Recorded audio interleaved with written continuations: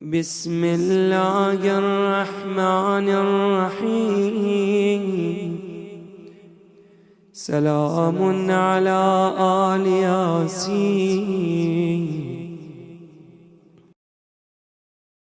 اصغر بے شیر کا سب سے الگ معیار تھا۔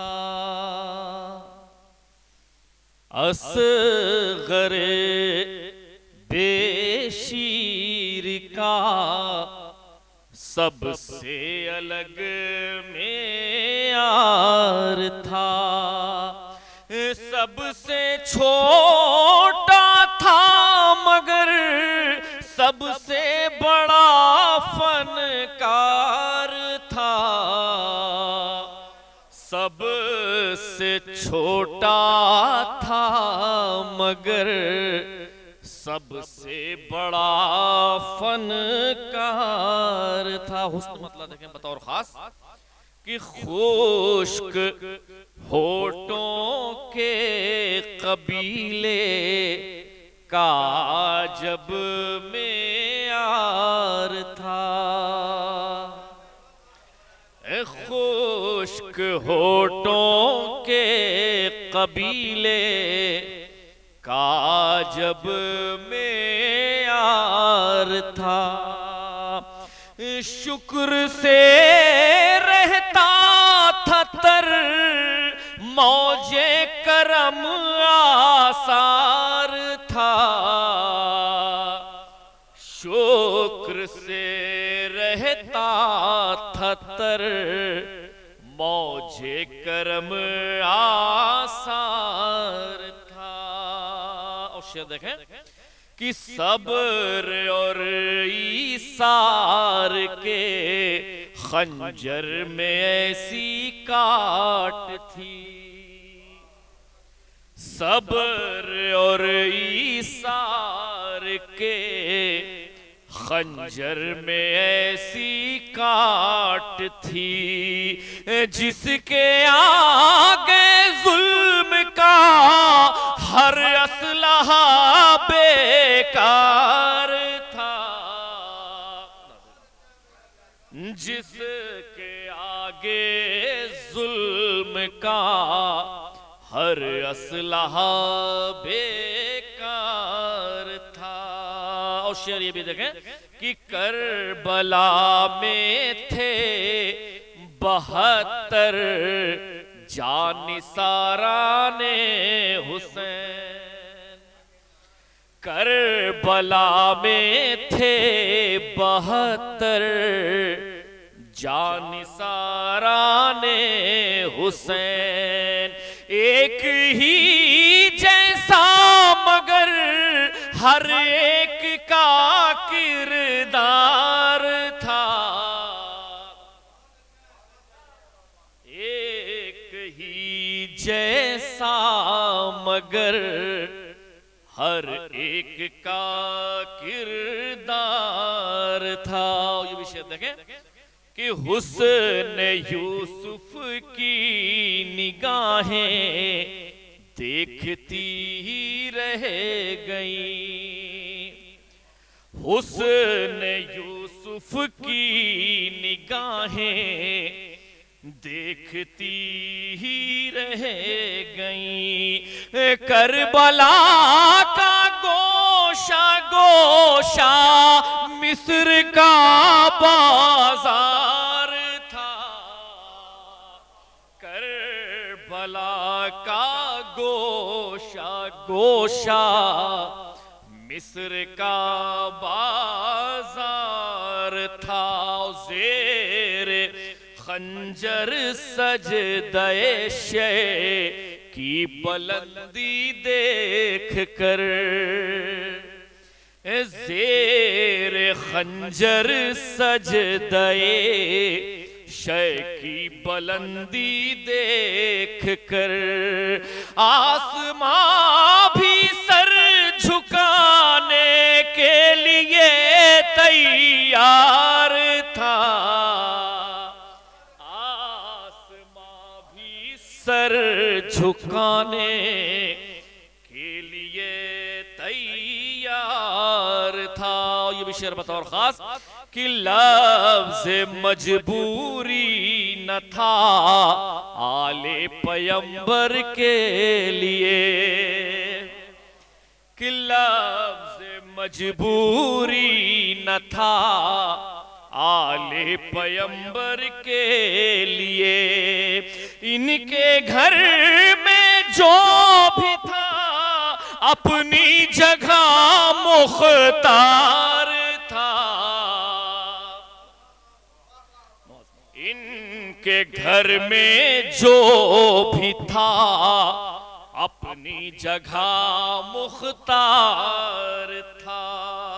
اور مختار کہ آج تک فیاض مشکی ظالم کے ساتھ ہے. آج تک فیاض مشکی ظالم کے ساتھ ہے. کس قدر اپنی بھتیجی سے چچا کو پیار تھا. اعوذ باللہ من الشیطان اللعین الرجیم. بسم اللہ الرحمن الرحیم. الحمد للہ الذی ہدانا لہذا وما کننا لنہتدی لولا ان ہدانا اللہ.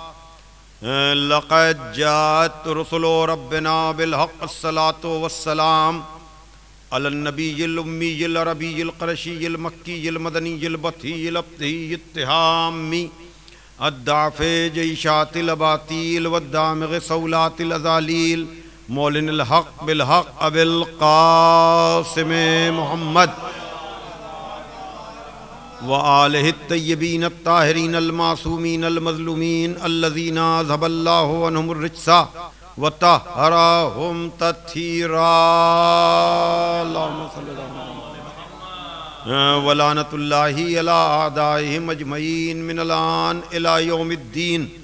اما بعد فقد قال علی علیہ السلام ان اولی الناس بالانبیاء عالمهم بما جاؤوا به ثم تلا ان اولی الناس بابراہیم الذین اتبعوه وهذا النبی والذین آمنوا واللہ ولی المؤمنین. صلوات دیجئے محمد. بزرگان محترم و دوستان عزیز، محمدی ٹرسٹ لندن کے زیر اہتمام منعقد ہونے والا عشرہ مجالس، جو اس سال ٹاؤن ہال لندن میں نہ ہو کر بلکہ ہدایت ٹی وی اور یوٹیوب اور محمدی ٹرسٹ کے فیس بک پیج سے نشر کیا جا رہا ہے. عنوان گفتگو عزاداری اور حالات حاضرہ ہے. گفتگو کا ذریعہ خدائے فصاحت، مولائے بلاغت، غالب علی کل غالب، مطلوب کل طالب حضرت علی ابن ابی طالب علیہ السلام کی زبان مبارک پر جاری ہونے والے الفاظ ہیں جو نہج البلاغہ کی زینت ہیں. بار بار یہ بات عرض کی جا رہی ہے، جاننے والے جانتے ہیں، لیکن اور لوگوں کو متوجہ کرنے کے لیے، نہج البلاغہ فہمی کا ذوق اور شوق پیدا کرنے کے لیے کہ لوگ مولائے کائنات کے کلام سے واقف ہوں، یہ بات عرض کی جا رہی ہے کہ نہج البلاغہ مولائے کائنات حضرت علی ابن ابی طالب علیہ السلام کے ہاتھ کی لکھی ہوئی کتاب نہیں ہے، بلکہ آپ کا کلام جو مختلف مقامات پہ بکھرا ہوا تھا، اس کو 400 ہجری کے قریب سید رضی علیہ الرحمہ نے جمع کیا اور اس مجموعے کا نام نہج البلاغہ رکھا. انشاءاللہ آئندہ میں تعارف نہج البلاغہ پر بھی تھوڑی بہت گفتگو کروں گا، لیکن آج صرف اتنا کہ مفتی جعفر صاحب مرحوم کے ترجمے کے اعتبار سے نہج البلاغہ میں 238 خطبے ہیں، 1 کم 80 یعنی 79 خطوط عہد نامے اور وصیت نامے ہیں، اور تقریباً 500 حکیمانہ اقوال ہیں، جس کے لیے میں بار بار کہتا ہوں کہ اس کا ایک ایک قول ایسا ہے کہ کسی ایک قول کو بھی اگر انسان زندگی کا مقصد بنا لے تو اس کی دنیا بھی کامیاب ہو جائے اور اس کی آخرت بھی کامیاب ہو جائے. بہرحال یہ کلمہ جو کلمات حکمت کا 96 یعنی 96 نمبر کا کلمہ ہے، جہاں مولا کائنات ارشاد فرما رہے ہیں کہ بے شک انبیاء سے زیادہ قریب وہ ہے جو ان کی لائی ہوئی باتوں کا علم رکھتا ہے یا اس پر عمل کرتا ہے۔ اور پھر آپ نے قرآن مجید کے سورہ آل عمران کی 68ویں آیت کی تلاوت فرمائی کہ بے شک ابراہیم سے زیادہ قریب وہ لوگ ہیں جو ان کا اتباع کریں، اور یہ نبی اور صاحبان ایمان، اور خدا مومنین کا ولی ہے۔ عزیزان محترم، میں نے پہلی مجلس میں، چاند رات والی مجلس میں، آج جس سلسلے کی یہ چوتھی تقریر ہے، میں نے عرض کیا تھا کہ میرے عشرے میں ایک بنیادی چیز رہے گی، اور وہ ہے قربانی اسماعیل و ابراہیم و اسماعیل، اور میں وہاں سے آپ کو سرکار سید الشہداء امام حسین علیہ السلام تک لے کر آؤں گا۔ لیکن آج میں چاہتا ہوں، اب تک کی تمہیدیں گزر گئیں، یہ بتاؤں کہ یہ جناب ابراہیم کی عظمت کیا ہے، ان کی بزرگی کیا ہے، ان کا کمال کیا ہے، ان کا رتبہ کیا ہے، ان کی معرفت کے لیے بنیادی مسائل ہیں کون سے۔ تو میں یہ نہیں کہہ رہا ہوں کہ میں بہت گہری بات کر رہا ہوں، لیکن سب لوگ، ہر مکتبہ خیال کے لوگ مجلس کو سماعت فرما رہے ہیں، اس لیے اگر میں یہ بات، بہت سطحی سی باتیں لیکن جاننے کے لیے تاکہ بنیادیں مستحکم ہو جائیں کہ جناب ابراہیم اس ذات کا نام ہے کہ جو آسمانی مذاہب کہلاتے ہیں، ان سب کا تعلق جناب ابراہیم سے، چاہے وہ توریت والے ہوں، چاہے وہ انجیل والے ہوں، چاہے وہ قرآن والے ہوں، ان سب کے بزرگ جناب ابراہیم ہیں۔ یعنی انبیاء بنی اسرائیل کا تعلق بھی جناب ابراہیم سے ہے، اور پیغمبر اسلام کا تعلق بھی جناب ابراہیم سے ہے۔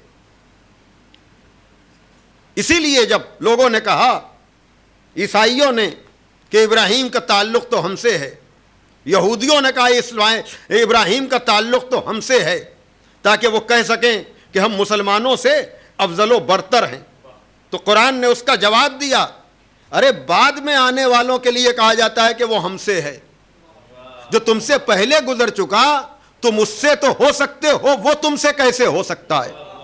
تو یہ جناب ابراہیم ہیں جن کے دو بیٹے، ایک ہیں اسماعیل، ایک ہیں اسحاق۔ جناب اسماعیل سے جو نسل چلی ہے، جو مکے میں جو لوگ آباد تھے، جن میں مسلمانوں کا رسول یعنی محمد مصطفیٰ صلی اللہ علیہ وآلہ وسلم، یہ بھی جا کر کے متصل ہوتے ہیں جناب اسماعیل کے ذریعے سے جناب ابراہیم سے۔ اسی لیے کہا گیا ہے کہ ابراہیم سے زیادہ قریب وہ ہے جو ان کا اتباع کرے، اور یہ نبی، تو یہ نبی یعنی نسبی طور پر بھی ابراہیم سے زیادہ قریب ہے، اور اتباع و پیروی کے اعتبار سے بھی یہ زیادہ قریب ہے۔ توجہ فرمائیے گا۔ اب دوسرا بیٹا اسحاق، جناب اسحاق کی نسل میں سارے انبیاء بنی اسرائیل، یعنی وہ چاہے جناب یعقوب ہوں، چاہے جناب یوسف ہوں، یا ان کی نسل میں آنے والے جناب موسیٰ اور عیسیٰ ہوں، تو یہ سب جا کر کے مل جاتے ہیں ان کا شجرہ نسب جناب ابراہیم علیہ السلام سے۔ تو یہ تو نسبی اعتبار سے، جیسا کہ میں نے پہلے دن اشارہ کیا تھا کہ نہج البلاغہ میں مولا کائنات نے سورہ آل عمران کی اس 68ویں آیت کو دو مقام پر استعمال کیا ہے، ایک اس 96 نمبر کے کلمہ حکمت میں، اور دوسرے 28 نمبر کے خط میں۔ یہاں پر اتباع کی بات کی ہے، وہاں رشتہ داری کی بات کی ہے، اور آل محمد وہ ہیں جو اتباع کے اعتبار سے بھی جناب ابراہیم سے قریب ہیں، اور رشتہ داری کے اعتبار سے بھی جناب ابراہیم سے قریب ہیں۔ اور یہ تاریخ ہے، یہ ہسٹری ہے، یہ فیتھ نہیں ہے، یہ عقیدہ نہیں ہے، یہ سلسلہ انسانی اور نسل انسانی کی بات ہے کہ کون کس کے ونش میں آتا ہے، کون کس کے شجرے میں آتا ہے، کون کس کے نسب میں آتا ہے۔ تو بہرحال جو تین مذاہب اس وقت ہیں پوری دنیا میں، چاہے وہ مسلمان ہوں، چاہے وہ یہودی ہوں، چاہے وہ عیسائی ہوں، توجہ فرمائیے گا، اور مسلمانوں میں تو بہت زیادہ جناب ابراہیم کی یاد ہے۔ توجہ کیجئے گا، اس لیے کہ مسلمان جس کعبے کو اپنا قبلہ کہتا ہے وہ بھی جناب ابراہیم کا بنایا ہوا ہے۔ توجہ فرما رہے ہیں عزیزان محترم. تو کتنی اہمیت ہے جناب ابراہیم کی. یعنی ابراہیم نے کعبہ بنایا ولو یہ کہ چند دنوں کے لیے یا چند سالوں کے لیے. پیغمبر اسلام بیت المقدس کی طرف سجدہ کرتے رہے, عبادتیں کرتے رہے. انشاءاللہ آئندہ وہ تفصیل آئے گی. اور میں چاہتا بھی یہ ہوں کہ اس اشرے کو سن کر, ان مجالس کو سن کر سننے والوں میں یہ فکر ڈیولپ ہو کہ وہ جائیں اور جناب ابراہیم سے متعلق تفصیلات کو جانیں اور پھر وہ مربوط کریں کہ اگر ابراہیم اتنے اہم ہیں, توجہ فرمائیے گا, تو ان کی وراثت کس کے پاس آئی؟ بھائی وراثت کا پتہ شاید اور طرح سے نہ لگ سکے, لیکن تعمیر سے تو اندازہ ہو سکتا ہے کہ جو کعبہ جناب ابراہیم نے بنایا اور آج مسلمان اس طرف سجدہ کر رہے ہیں, جا کر پتہ تو لگاؤ کہ اس کعبے میں پیدا کون ہوا. صلوات بھیجو محمد وآل محمد پر.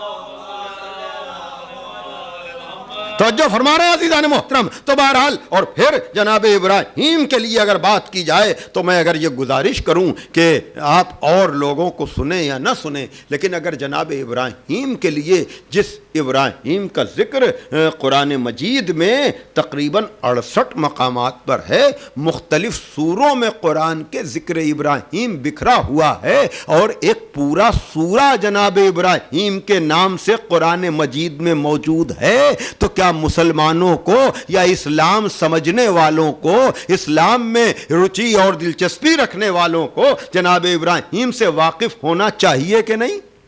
کہ یہ کون سی ذات ہے جس کی بنائی ہوئی تعمیر اور عمارت کی طرف آج تک مسلمان سجدہ کر رہے ہیں. اور ذبیحے کے مسئلے میں یہی بات آتی ہے کہ قبلہ رخ ہونا چاہیے. توجہ کیجئے گا. اور پھر ایک بات اور بھی عرض کر دوں تاکہ عزاداری کا مفہوم بھی واضح ہو جائے, اس لیے کہ میں نے بار بار کہا ہے نا کہ گریہ بر حسین اور زیارت قبر حسین, تو تفصیل تو انشاءاللہ آئے گی, لیکن اس وقت ایک جملہ میرے ذہن میں آیا ہے اور میں وہ یہ کہہ دوں کہ کعبے کی عظمت یہ ہے کہ وہاں جا کر عبادت حج بھی کرو, اور دور اگر رہو تو اس کی طرف رخ کر کے نماز بھی پڑھو. توجہ کیجئے گا. تو اگر خواب کا جہاں معاملہ ہے وہاں خالی کعبے کی طرف جانا نہیں ہے, بلکہ دور سے بھی اس طرف رخ کرنا ہے. بھائی توجہ کیجئے گا.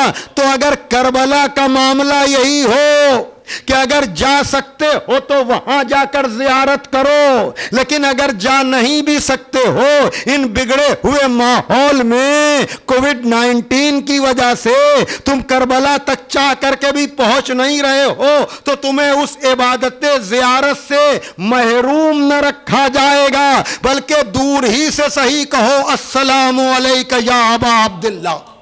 صلوات بھیجو محمد وآل محمد. تو بہرحال امامت کے حوالے سے بھی جناب ابراہیم کا ذکر ہے کہ انی جاعلک للناس اماما. ابراہیم ہم تم کو لوگوں کا امام بناتے ہیں, تو لوگوں کا امام جسے بنایا جائے اس کی امامت کو تو سمجھا جائے, اور جو جن و انس دونوں کا امام ہو. بھائی توجہ کر رہے ہیں یہ ربط کیا ہے جناب ابراہیم سے اور آل محمد کا. تو بہرحال باتیں تو بہت سی ہیں کہ کعبہ انہوں نے بنایا, انہی کی عمل اور انہی کے بتائے ہوئے راستے پر چلتے ہوئے اسی اتباع کا نام حج قرار پایا. طواف ہو چاہے صفا و مروہ کے درمیان صحیح ہو, یہ مادر اسماعیل کے عمل کو رکن حج بنا دیا پروردگار نے کہ اگر ماں بیٹے کے لیے دوڑی ہے تو تم بھی حج کرنے جاؤ تو دو پہاڑیوں کے بیچ میں دوڑو, جاؤ مزدلفہ میں قیام کرو, جاؤ مینا میں قیام کرو, جاؤ میدان عرفات میں قیام کرو. توجہ فرما رہے ہیں عزیزان محترم. اور پھر اس کے بعد جانور کو ذبح بھی کرو. تو کوئی اور بات آدمی سوچے یا نہ سوچے, لیکن کم از کم محدود پیمانے پر صحیح قربانی کی کوشش تو کی گئی. توجہ فرمائیے گا, محدود پیمانے پر صحیح قربانی کی کوشش تو ہوئی. انشاءاللہ تفصیلات تو آئیں گی، لیکن میں آج اہم ترین گفتگو ہے اس اشرے کی، جہاں سورہ صافات میں کہا جا رہا ہے یا بنیا انی ارا فی المنام انی اذبحک، اے میرے لال میں خواب میں دیکھ رہا ہوں کہ میں تمہیں ذبح کر رہا ہوں، بتاؤ تمہاری کیا رائے ہے؟ بیٹا کہہ رہا ہے ابا تفعل ما تؤمر، میرے بابا آپ اس حکم پر عمل کیجئے جو آپ کو دیا جا رہا ہے۔ توجہ کیجئے کہ دیکھیے میں نے کہا تھا کہ اگر فلسفہ عزاداری کو سمجھنا ہے تو نماز روزے سے نہیں، فلسفہ حج سے سمجھیے۔ جتنا جتنا حج کا فلسفہ آپ کی سمجھ میں آتا چلا جائے گا، اتنا اتنا آپ کی سمجھ میں عزاداری بھی سمجھ میں آتی چلی جائے گی۔ میں کس منزل پر گفتگو کر رہا ہوں، اور یقیناً اگر اس نزاکت کو کوئی سمجھ گیا، اس سوال یہ پیدا ہوتا ہے کہ جناب ابراہیم کو حکم خدا تھا۔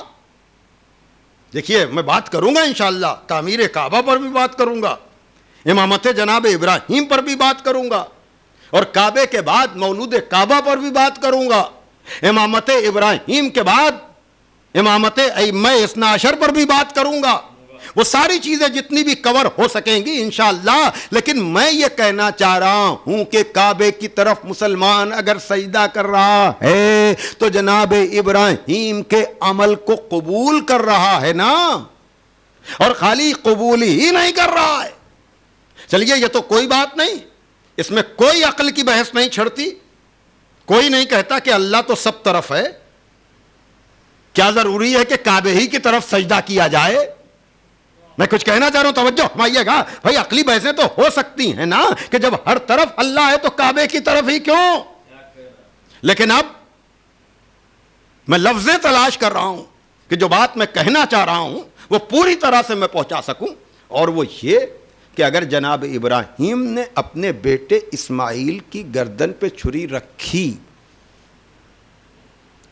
اور یہودی بھی مانتے ہیں کہ ہمارا تعلق ابراہیم سے، عیسائی بھی مانتے ہیں کہ ہمارا تعلق ابراہیم سے، مسلمان بھی مانتے ہیں کہ ہمارا تعلق،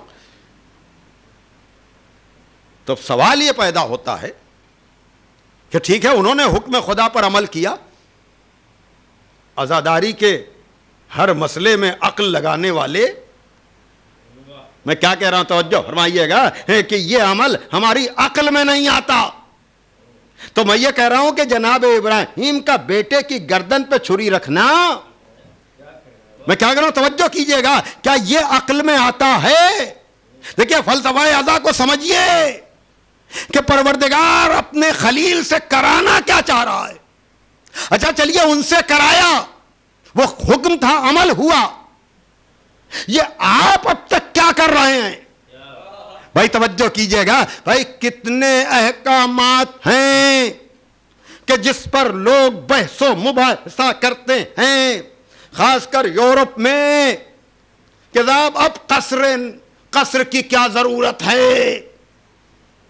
میں کچھ کہنا چاہ رہا ہوں توجہ فرمائیے گا، یعنی اب جب فاصلے بہت مختصر ہو گئے، اب 4 رکعت کو 2 رکعت کرنے کی کیا ضرورت ہے؟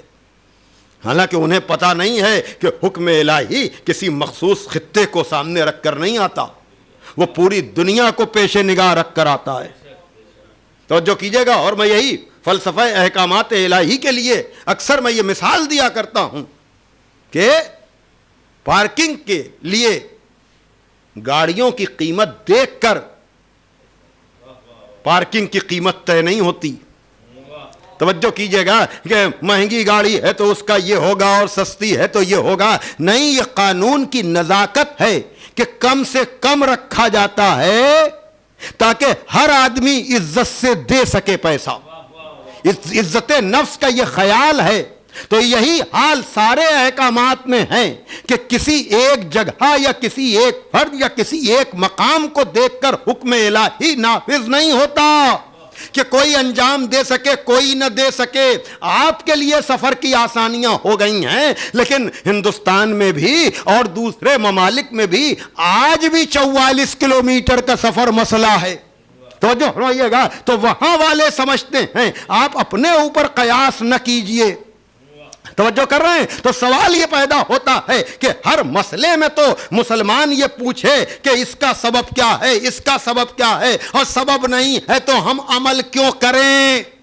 اور عزاداری تک آتے آتے تو زبانیں اتنی لمبی ہو جاتی ہیں، نہیں اور چیزوں میں بھی ہوتے ہیں یہ مسائل قصر کے لیے۔ کتنے ایسے لوگ ہیں جو بہت بحث و مباحثے کے بعد احسان رکھتے ہوئے انہوں نے کہا کہ مولانا اب تو میں قصر پڑھنے لگا ہوں۔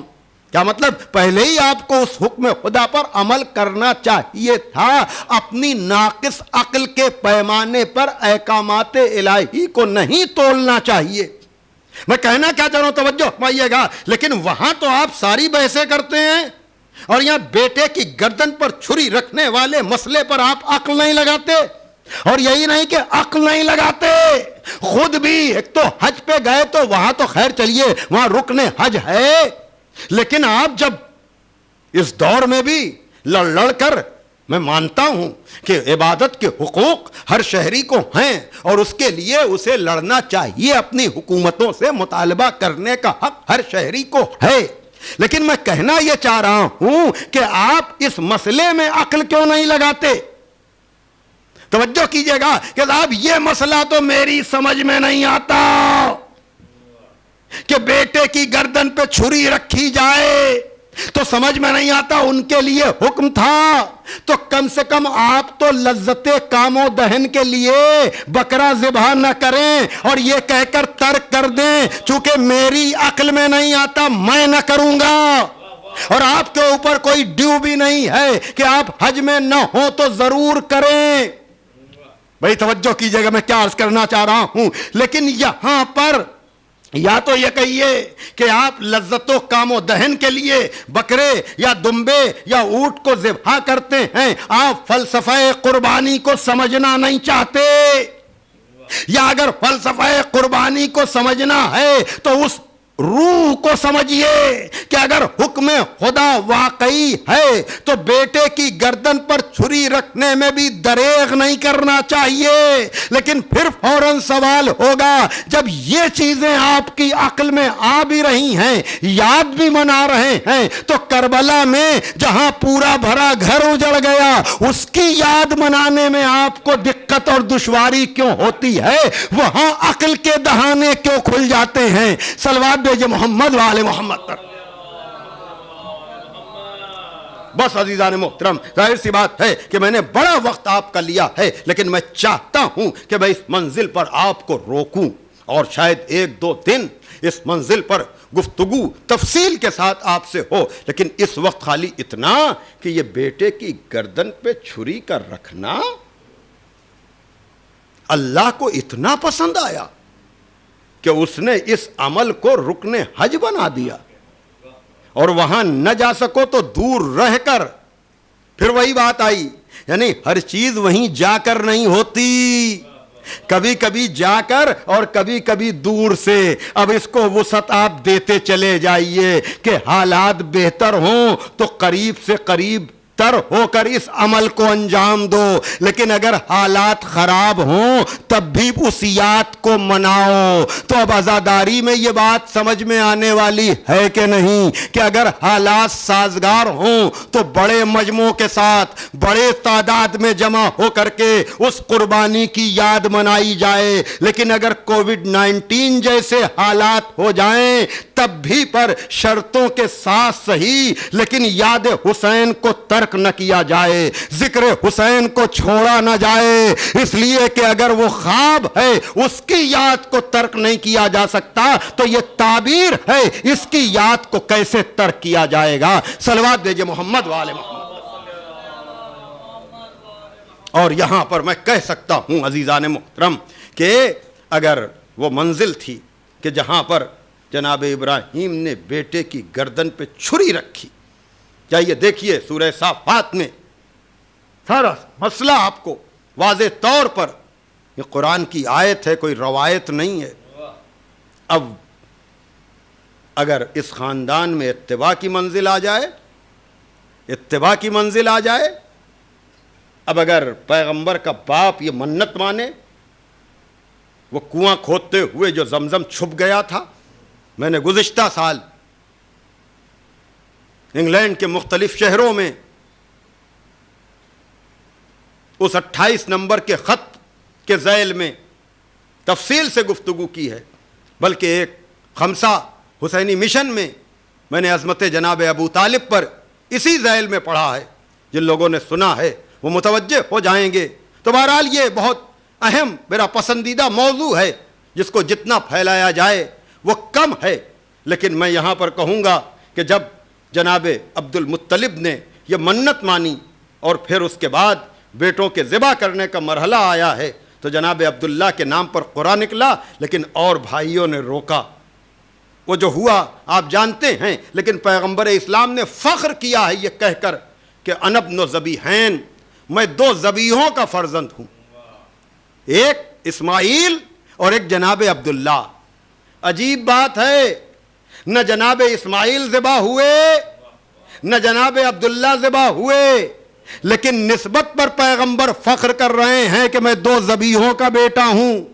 توجہ فرمائیے گا، تو اگر خالی ارادے سے پیغمبر یہ کہہ رہے ہیں کہ میں 2 ذبیحوں کا بیٹا ہوں، تو ایک ہی مرتبہ تو جناب ابراہیم نے اسماعیل کی گردن پہ چھری رکھی تھی، اپنے بیٹے کو قربانی کا ارادہ کیا تھا۔ تو اب اگر علی کا باپ، رسول کا چچا، محسن اسلام رسالت مآب کی حفاظت کے لیے 3 برس تک اپنے بیٹوں کو قربانی کے لیے پیش کرتا رہے تاکہ بیٹے قربان ہو جائیں، نبی بچ جائے، تو اب اس ابو طالب کی عظمت کو سلام نہ کیا جائے تو کیا کیا جائے؟ اس لیے کہ آیت تو یہی کہہ رہی ہے کہ ابراہیم سے زیادہ قریب وہ لوگ ہیں جو ان کا اتباع کریں، اور یہ نبی تو اتباع کرنے والوں میں ابو طالب اور عبد المطلب جیسے، اور نبی میں اس کا مصداق یہی ذات گرامی۔ صلوات دے محمد والے محمد۔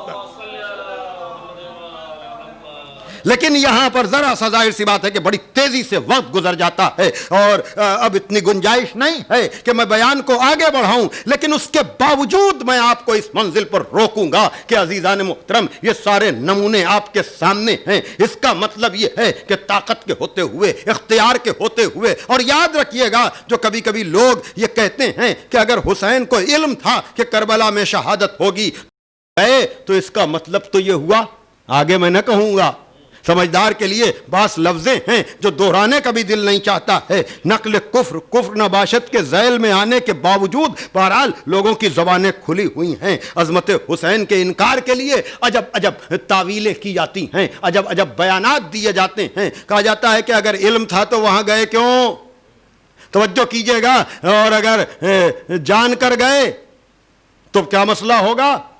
ورنہ اگر بغیر جانے گئے، یعنی کہنا یہ چاہتے ہیں کہ بغیر علم کے گئے، تو آپ کو عظمت قربانی ہی پتہ نہیں ہے۔ خطیب اکبر مولانا مرزا محمد اطہر صاحب قبلہ مرحوم نے عجب جملہ کہا، اور وہی بات جو میں کہہ رہا ہوں کہ جناب ابراہیم و اسماعیل کو سمجھیے تو کربلا سمجھ میں آئے گی۔ سوال یہ پیدا ہوتا ہے، ابراہیم جو بیٹے کو قربان کرنے کے لیے لے جا رہے تھے وہ علم کے ساتھ جا رہے تھے کہ جہالت کے ساتھ؟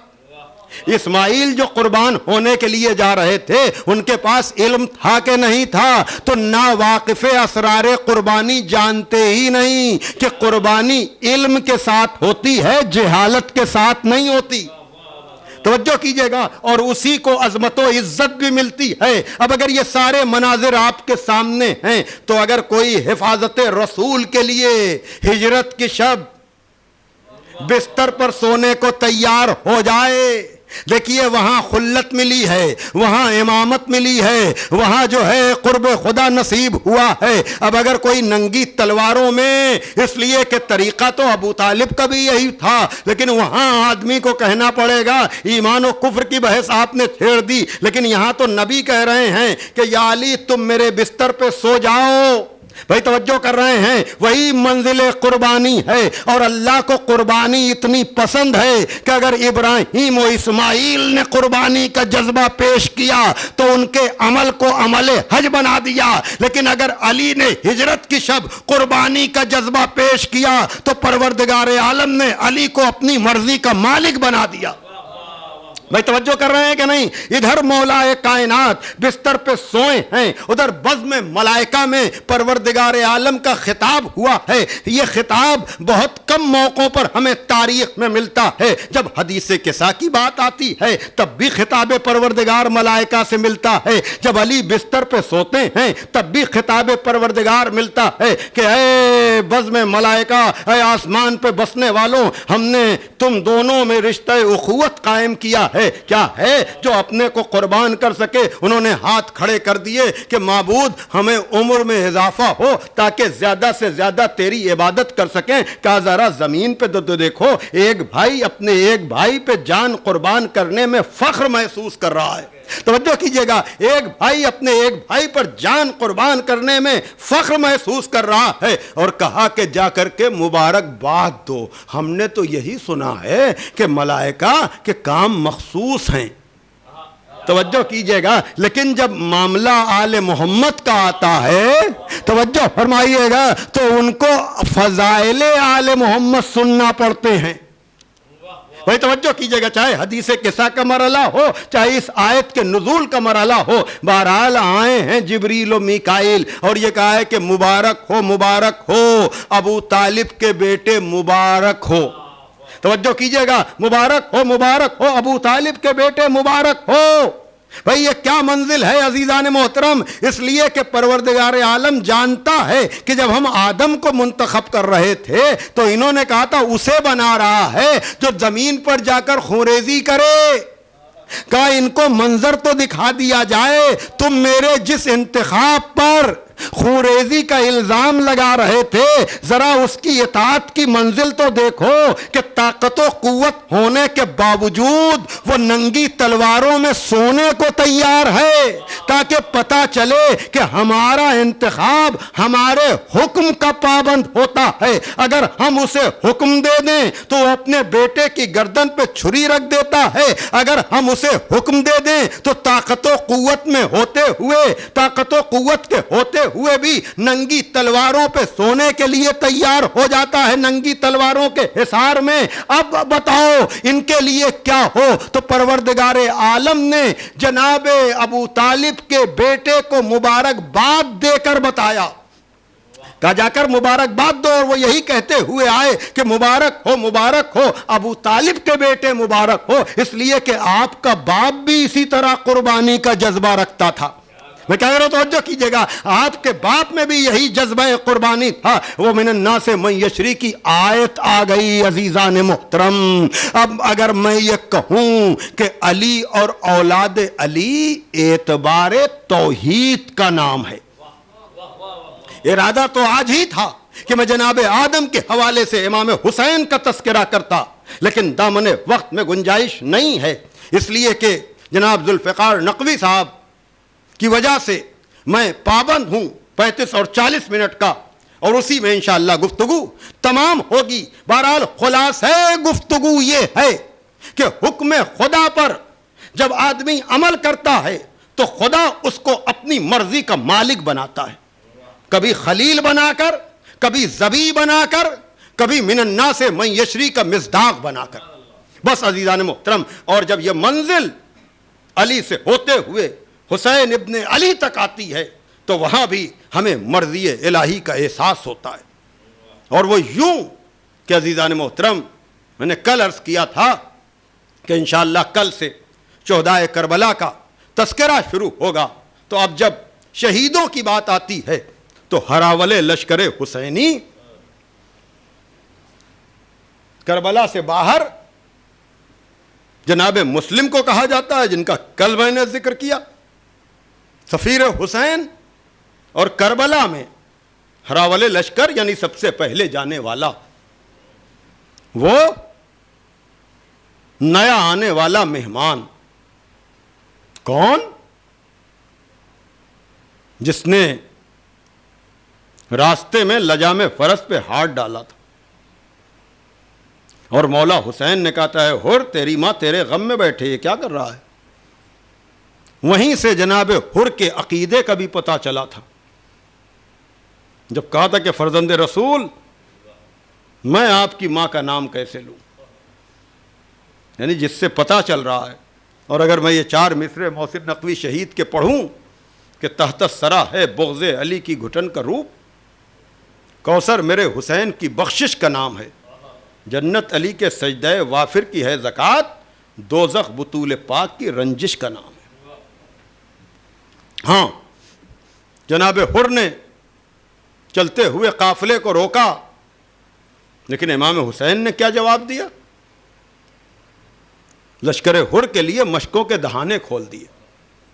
وہ جو روکنے کے لیے آیا ہے، وہ جو گرفتار کرنے کے لیے آیا ہے، وہ جو کسی اور طرف نہ جانے کے لیے روکنے کے لیے آیا ہے، اس کے لیے مشکوں کے دہانے کھول دیے۔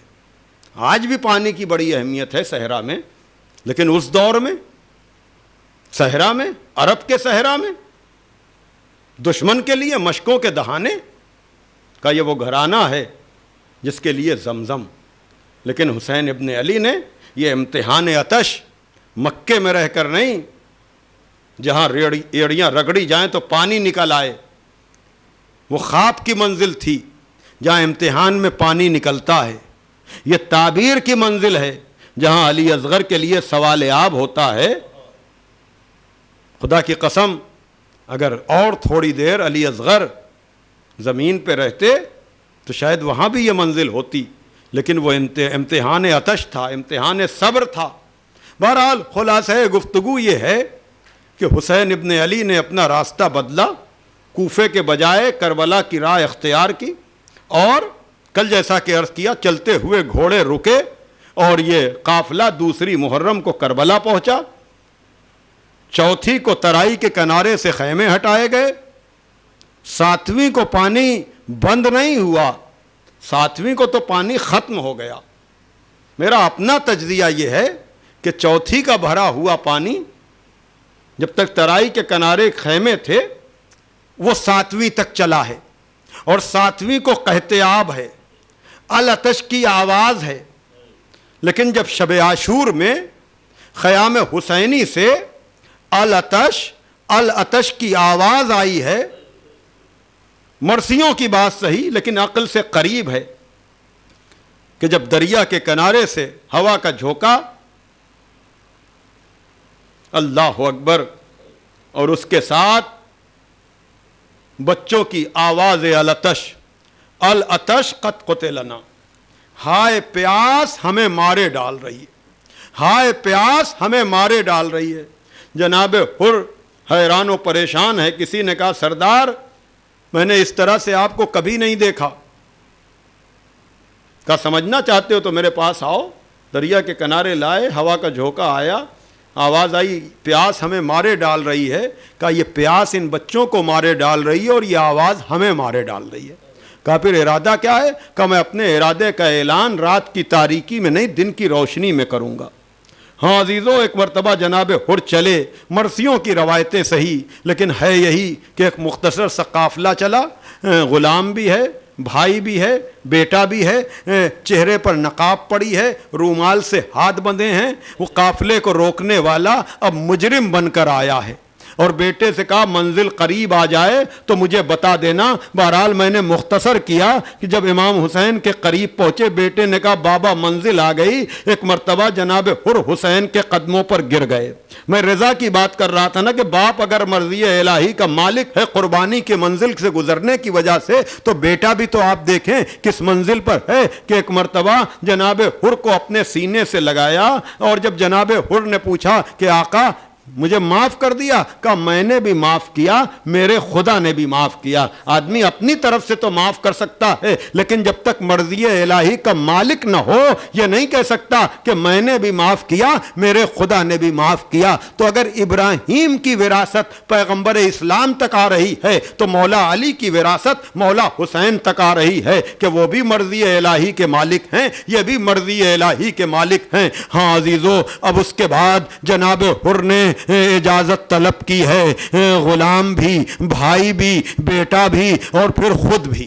اللہ اکبر. اور جب خود گئے ہیں تو 3 دن کے بھوکے نہیں ہیں, 3 دن کے پیاسے نہیں ہیں, لیکن ادھر ہزاروں کی فوج اور ادھر ہر تنہا. ایک مرتبہ ہر نرغے میں گھرے اور آواز دی, آقا میرا آخری سلام قبول کیجئے.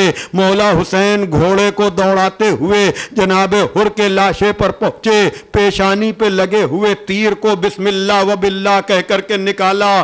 تیر کا نکلنا تھا, اللہ اکبر, کہ اب خون کا فوارہ ہے جو کم نہیں ہوتا, خون بہتا چلا جا رہا ہے. ایک مرتبہ امام حسین نے اپنے جیب سے وہ رومال نکالا جو جناب سیدہ نے اپنے ہاتھوں سے تیار کیا تھا. رومال زہرا ہر کا مقدر بن گیا.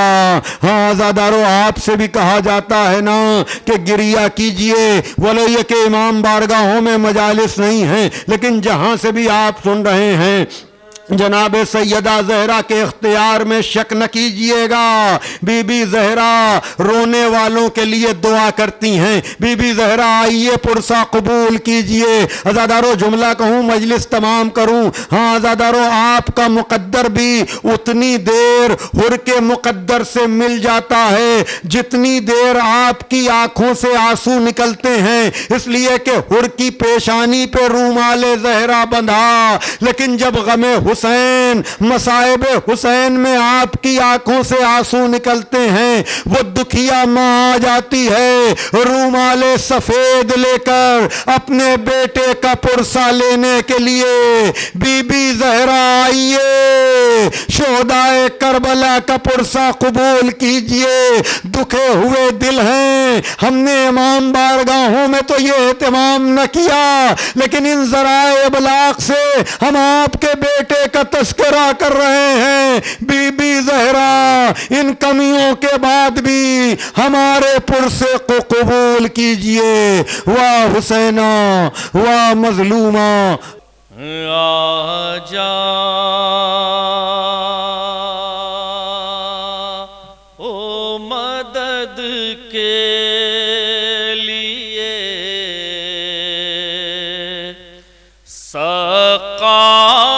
سقائے سکینہ.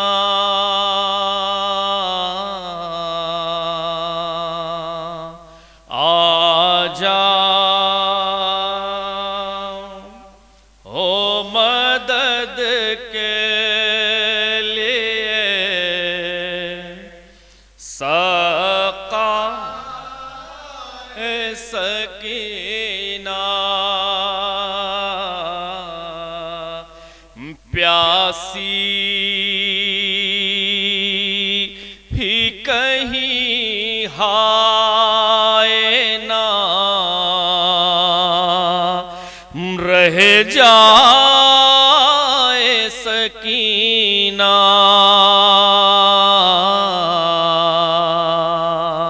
آجا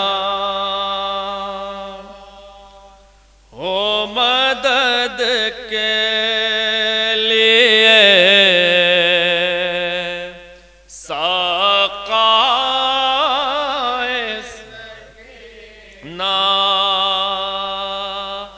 آمو ہے نہ بابا ہے نہ بھیا علی اکبر, آمو ہے نہ بابا ہے نہ بھیا علی اکبر. اب کس کو نشاں دروں کے دکھلائے سکینہ. جا یہ سقائے سکینہ ہے. بن باپ کی بچی پہ ستم ہوتے ہیں کیا کیا,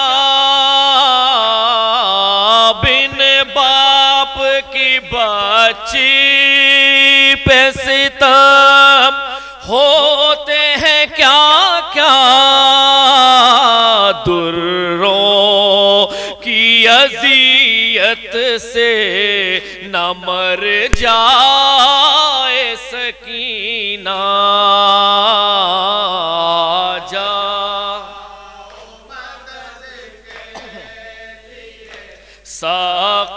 ساقائے سکینہ شرمندہ بہت اپنی بھتیجی سے ہے آمو شرمندہ بہت اپنی بھتیجی سے ہے آمو سیراب نہ کر پایا تجھے ہائے سکینہ جا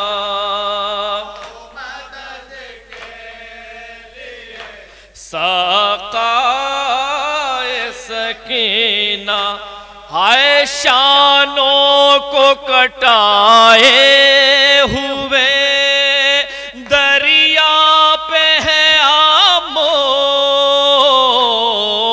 شانوں کو کٹائے ہوئے دریا پہ ہے آمو اب پانی پلانے تجھے کون آئے سکینہ جا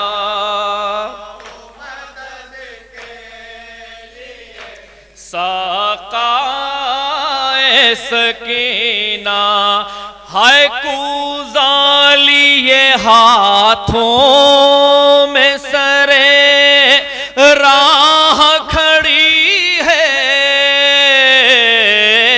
کوزہ لیے ہاتھوں میں سرے راہ کھڑی ہے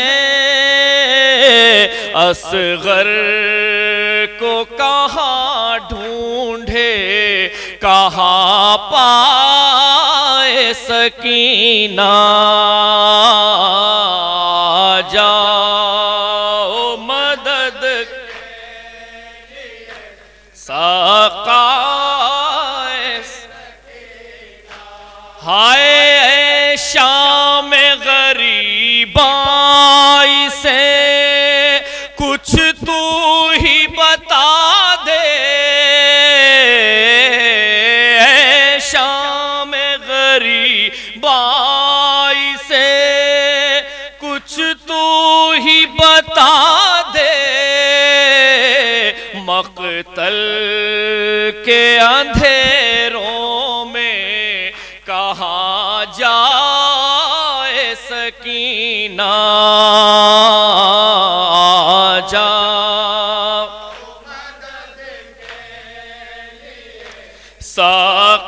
ساقائے سکین ہائے فیاض تسلی کے لیے کوئی نہ آیا فیاض تسلی کے لیے کوئی نہ آیا زندہ میں بھلا کیسے نہ گھبرائے سکینہ جاؤ مدد کے لیے اے سکین ہے پیاسی ہی کہیں ہائے نہ رہ جائے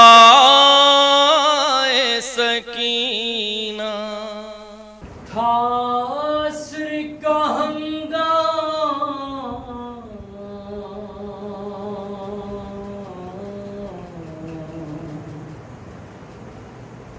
قیامت کا سماں تھا شبیر نے پاس اپنے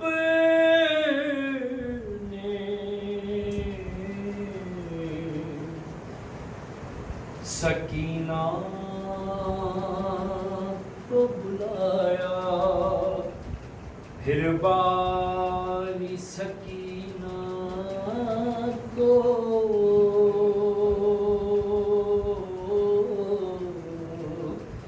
کلیجے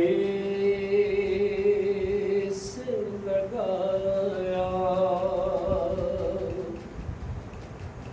جاتے ہوئے مقتل کی طرف شہ نے بتایا،